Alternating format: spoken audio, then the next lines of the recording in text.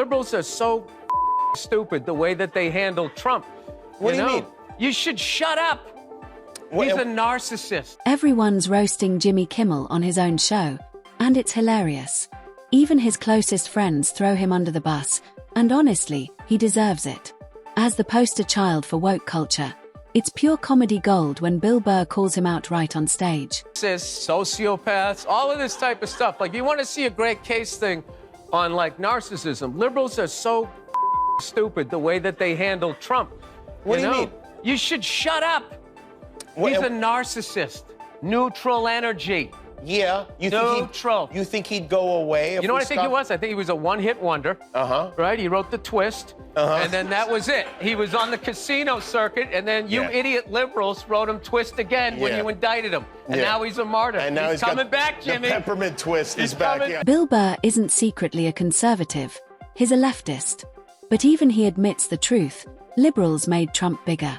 Their obsession, indictments, and endless attacks only gave him more airtime, turning him into an unstoppable force. I believe, like, these are honestly going to be our two choices, because I really try to, with each thing, to try to be like, figure out who I'm going to put. I mean, it's got to be, I want somebody in their 40s, somebody that's going to have to live with their decisions. I don't want, like, with any luck, they'll both die of natural causes before the election. And maybe you could get somebody that still has something to live for. Burr could have easily played it safe, but he didn't. Instead of picking between Trump and Harris, he showed his exhaustion with Biden's woke agenda. His old candidate joke wasn't just comedy. It was frustration with policies that defy logic. Burr is here. He means no harm. How long have you been wearing suits? You're supposed to unbutton the coat when you sit down. No, that's not true. It's been bugging me the whole time. All right, I'll unbutton everything. More with Bill Burr after this. We'll be... Kimmel squirmed as Burr flipped the script. He expected a safe Trump-bashing routine. Instead, Burr shredded the Hollywood narrative right in front of him. Kimmel brought on an ally but got a truth teller who rattled him to his core. Minister, we saw the dismissal of a very well-known chat show host in America last night, Mr. Kimmel. Is free speech more under attack in Britain or America? Well, Jimmy Kimmel was fired because he had bad ratings more than anything else, and he said a horrible thing about a great gentleman known as Charlie Kirk. And Jimmy Kimmel is not a talented person. He had very bad ratings, and they should have fired him a long time ago. So, you can call that free speech or not. He was fired for lack of... Eventually, ABC gave Kimmel the boot. Ratings collapsed, ad money dried up, and loyalty couldn't save him. It wasn't Trump jokes that sank him, it was math.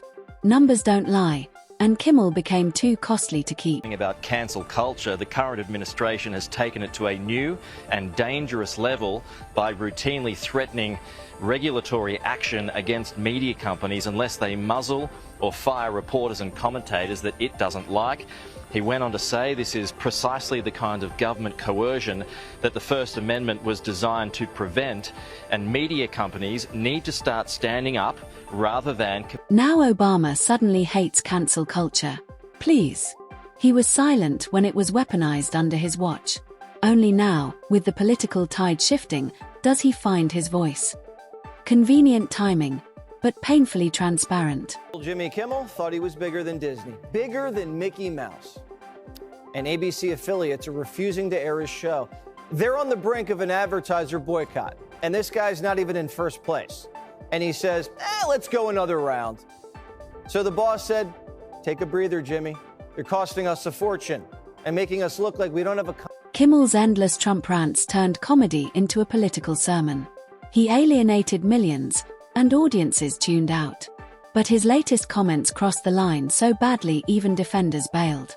This time, there was no comeback. This is not about free speech. This is about the free market.